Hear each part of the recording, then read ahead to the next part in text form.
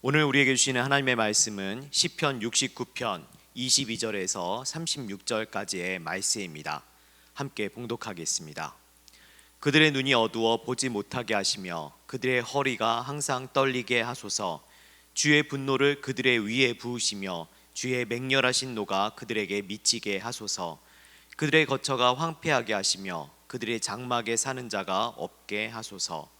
무릇 그들이 주께서 치신 자를 핍박하며 주께서 상하게 하신 자의 슬픔을 말하였사오니 그들의 죄악에 죄악을 더하사 주의 공의에 들어오지 못하게 하소서. 그들을 생명책에서 지우사 의인들과 함께 기록되지 말게 하소서. 오직 나는 가난하고 슬프오니 하나님이여 주의 구원으로 나를 높이소서.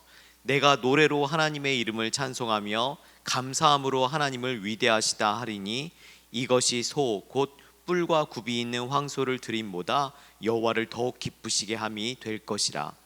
공고한 자가 이를 보고 기뻐하나니 하나님을 찾는 너희들아 너희 마음을 소생하게 할지어다. 여호와는 궁핍한 자의 소리를 들으시며 자기로 말미암아 갇힌 자를 멸시하지 아니하시나니 천지가 그를 찬송할 것이요 바다와 그 중에 모든 생물도 그리할지로다. 하나님이 시온을 구원하시고 유다 성읍들을 건설하시리니 무리가 거기에 살며 소유를 삼으리로다. 그의 종들의 후손이 또한 이를 상속하고 그의 이름을 사랑하는 자가 그 중에 살리로다. 아멘. 잠깐 기도하겠습니다. 하나님 아버지, 깊은 수렁 가운데 있는 우리의 심령을 불쌍히 여겨 주시옵고 구원으로 우리를 높여 주시옵소서. 듣겠습니다. 우리 구주 예수 그리스도의 이름으로 기도하옵나이다. 아멘. 시편 69편은 다윗이 깊은 수렁에서 탄식하며 간구하는 탄원시입니다. 감당할 수 없는 절망 속에 물과 수렁이 목에까지 차오르듯 빠져들어가는 그 상황 속에서 나를 구원해 주시도록 간구하고 있습니다. 구원이라는 의미가 물에서 건져주다라는 의미잖아요. 오늘 이 말씀을 통해 깊은 수렁과 절망의 사건 속에 계신 성도님들을 구원해 주시고 높여 주시기를 간절히 소망합니다. 구원으로 높여 주시려면 첫째, 나의 대적에 분노해야 합니다. 22절에서 25절까지의 말씀인데요. 먼저 22절입니다. 그들의 밥상이 올무가 되게 하시며 그들의 평안이 덫이 되게 하소서. 22절은 그들로 시작합니다.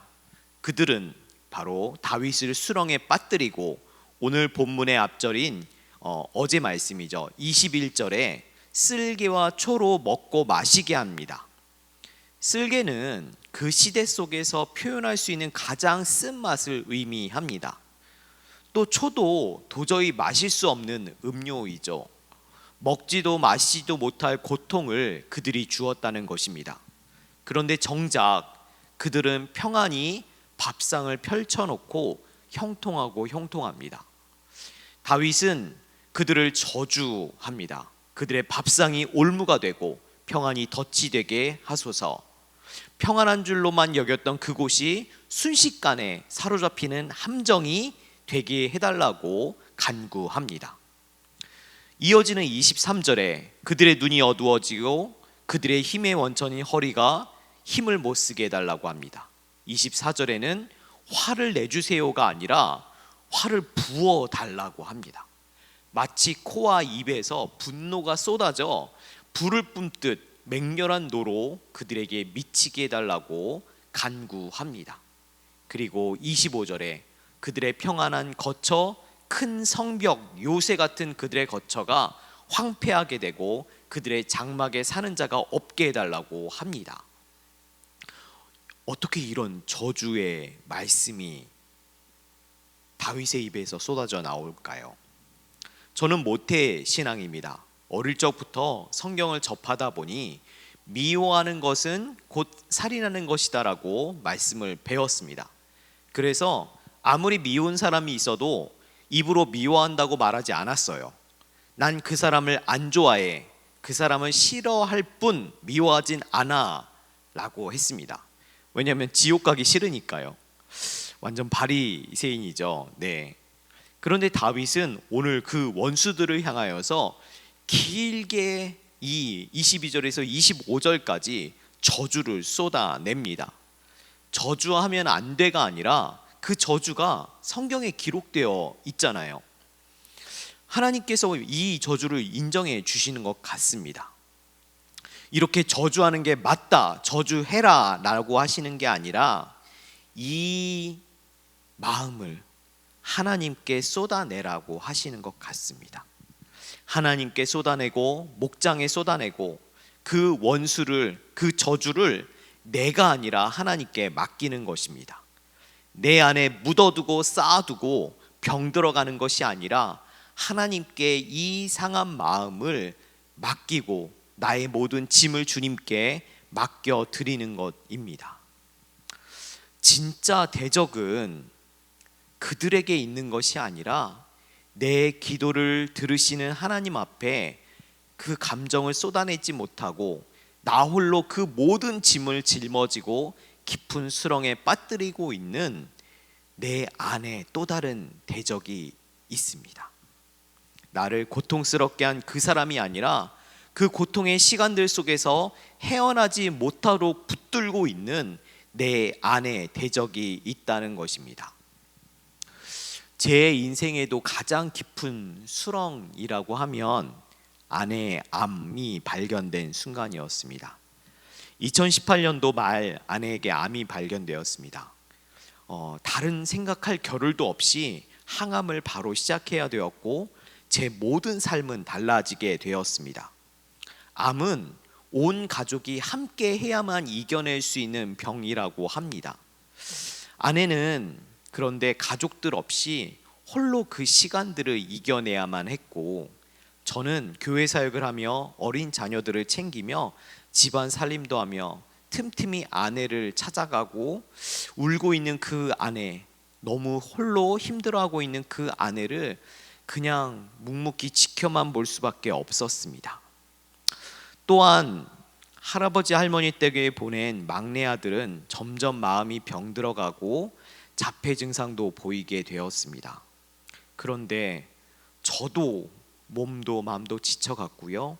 깊은 우울 속에 숨이 안 쉬어지고 가슴이 쥐어짜는 것 같은 고통 속에 공황을 경험하기도 했습니다. 정말 깊은 수렁 같았습니다.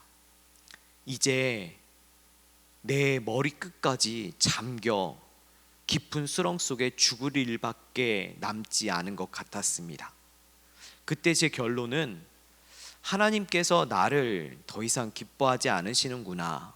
내 사역도 멈추시고 내 모든 삶도 내 가정도 끝내시려는구나 였습니다. 오늘 본문의 26절에서 28절에 이렇게 말씀하는데요.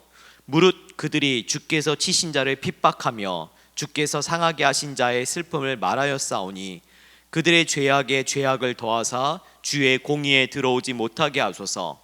그들을 생명책에서 지우사 의인들과 함께 기록되지 말게 하소서. 하나님께서 제게 사건을 주셨는데 제가 원수, 제가 대적이 되어서 그 사건 속에서 저를 핍박합니다. 제 슬픔을 더욱 괴롭게 한 것도 저였습니다. 결국 내 안의 대적의 결론은 하나님은 너를 사랑하시지 않아, 너를 기뻐하지 않으시고 너를 버리셨어입니다. 분노와 우울은 같다고 하죠. 남에게 분노하지 못하니 나를 파괴하는 것이 우울입니다. 내 안에 대적인 이 감정들이 내 발을 붙듭니다. 우리를 그 수렁에서 건져주시는 그 주님의 구원에 제 발을 붙들고 놓아주지 않습니다. 내 안의 대적들이 죄악에 죄악을 더하였고 하나님의 공의와 그 사랑에서 멀어지게 하였고 결국 28절의 말씀대로 생명책에서 지워지게 만들려고 하는 것이었습니다. 구원은 건져주신다는 의미를 담고 있습니다. 건져주시는 하나님이 계신데 여전히 깊은 수렁 속에서 나는 구원받을 수 없어, 나는 이 수렁에서 건짐받을 수 없어 라면서 우리의 발을 붙잡고 있는 것이 무엇입니까? 진짜 나를 힘들게 하는 가족, 부모, 배우자, 자녀입니까? 친구나 직장 동료입니까? 내 힘든 상사입니까? 진짜 나의 발을 붙잡고 있는 것은 그들이 아니라 내 안에 자기 연민, 피해의식, 열등감, 너는 구원받을 수 없어라고 말하고 있는 내 안의 대적입니다. 건짐을 받아야 합니다. 적용 질문입니다. 지금 분노하고 있습니까? 우울 가운데 있습니까? 누구를 향해 분노하고 있습니까? 나의 대적은 진정 누구입니까? 구원으로 높여주시려면 둘째, 말씀으로 해석하고 찬송해야 합니다. 29절 말씀입니다. 오직 나는 가난하고 슬프오니 하나님이여 주의 구원으로 나를 높이소서. 아내의 암이라는 깊은 수렁에서 제가 한 기도는 딱 하나였습니다. 하나님 살려주세요. 겨우 건져주셔도 구원인데 다윗은 높이소서라고 기도합니다. 하나님께서는 우리를 수렁에서 겨우 끌어올려 건져주시기 위해 십자가에 죽으신 것이 아닙니다. 시편 69편은요 예수님의 십자가의 고난을 담고 있는 그런 시입니다. 다윗의 고통은 예수님의 십자가의 고통과 연결되어 있습니다. 다윗이 이토록 저주하며 이토록 분노했던 것도 주님의 십자가의 고통과 연결되어 있는 그 맥락이기 때문입니다. 우리의 수렁의 시간이 십자가와 연결이 되어야 합니다. 주님의 십자가에 내 고통까지 달려 죽으셨고 다시 부활하셨다는 것을 우리가 경험해야 하는 것입니다. 아내의 모든 암 치료를 마쳤지만 여전히 아내는 암 환자였고 아들은 계속 치료를 이어가야 했습니다. 여전히 눈을 마주치지 못하고 말을 못하는 아들을 바라보며 참 막막했습니다. 여전히 우리 가정은 수렁 속에 있었습니다. 그때 우리들 교회로 인도함을 받아 목장에 참여하게 하셨습니다. 그 아내가 치료받는 동안 제 안에 깊이 누르고 눌렀던 이 힘든 마음들을 누구에게조차 얘기하지 못했던 이 마음들을 조금씩 목장에서 꺼내게 되었습니다. 가장 컸던 것은 제가 사역자이잖아요. 여기는 목장이 아니라 직장이기 때문에 양육과 설교를 해야만 했습니다. 양육과 설교를 통해서 제가 멈춰 있을 시간이 없었습니다. 제 사건을 말씀으로 반강제로 해석해야만 했습니다. 겨우 건짐받고 겨우 붙어만 가는 정도가 아니라 사역을 위해 정말 말씀으로 해석받게 되었고 해석하게 하셨습니다. 제가 사역자로 우리들 교회에 오게 하신 것 정말 깊은 수렁에서 건져주시고 높이신 사건이라고 생각합니다. 30절에서 32절 말씀입니다. 내가 노래로 하나님의 이름을 찬송하며 감사함으로 하나님을 위대하시다 하리니 이것이 소 곧 뿔과 굽이 있는 황소를 드림보다 여호와를 더욱 기쁘시게 함이 될 것이라. 곤고한 자가 이를 보고 기뻐하나니 하나님을 찾는 너희들아 너희 마음을 소생하게 할지어다. 말씀으로 해석된 그 고백의 찬송이 31절에 황소를 드림보다, 정말 모든 재물보다 최고의 재물이 황소이죠. 그 황소를 드림보다 여호와를 더욱 기쁘시게 한다고 합니다. 또 32절에 곤고한 자가 이 간증을 통해 기뻐하고 그 마음을 소생, 다시 살아나게 한다는 것입니다. 우리의 수렁의 시간들이 정말 죽을 것 같고 정말 이 수렁에서 절망 속에서 헤어나올 수 없어 막막한 그 상황들이지만 이 수렁의 시간들이 말씀으로 해석될 때 그 잎사귀가 약재료가 되고 곤고한 자가 기뻐하고 소생하게 살아나게 된다는 것입니다. 이어지는 35절과 36절은 그 깊은 수렁과 황폐해진 내 삶이 자리인 줄 알았는데 하나님께서 우리를 구원하시고 그곳에 건설하신다고 하십니다. 그리고 우리를 나의 소유이다 하시며 하나님의 이름을 사랑하는 자들이 그곳에 있게 하시고 그의 후손들이 그곳에 머물게 하신다고 하십니다.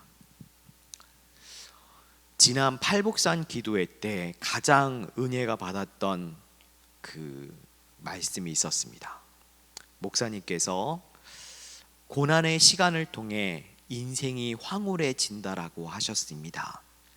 십자가의 길을 우리에게 보여주시며 이 고난의 시간을 통해 주님을 만나게 하시고 우리의 인생이 황홀해질 수 있다고 하신 그 말씀이 저에게 너무나 크게 다가왔습니다. 오늘은 주일입니다.